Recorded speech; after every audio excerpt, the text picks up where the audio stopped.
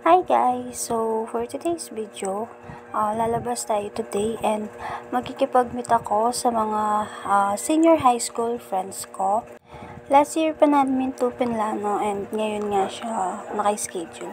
And ayan, bibigyan ko sila ng mga flowers na business ko. Kasabay ko nga pala si Nicole dahil magkapit-bahay lang naman kami.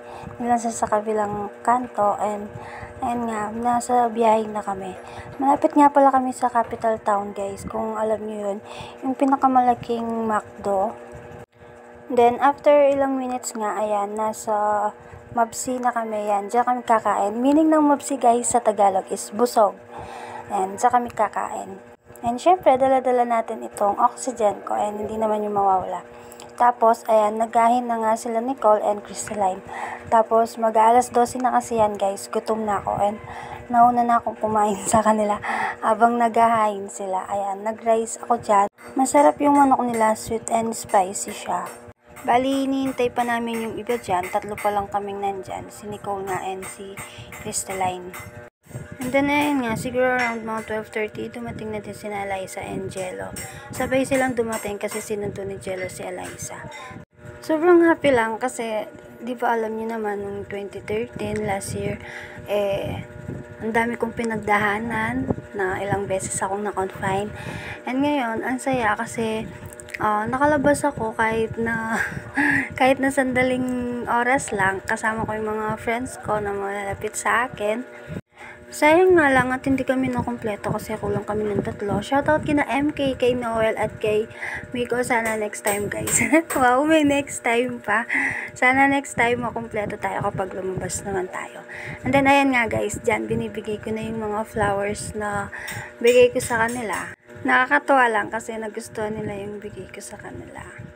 Bali, pa-thank you ko na din sa kanila yan kasi nga sa tulong nila sa akin dati nung nag-aaral ako. And then yung green nga kay MK yun, kaso hindi siya dumating kaya inuwi ko siya ulit. Dito naman guys, nasunog yung niluluto nila Romel at Jello. Hindi ko alam anong ginagawa nila, ba't nasunog yung niluluto nila. Jog.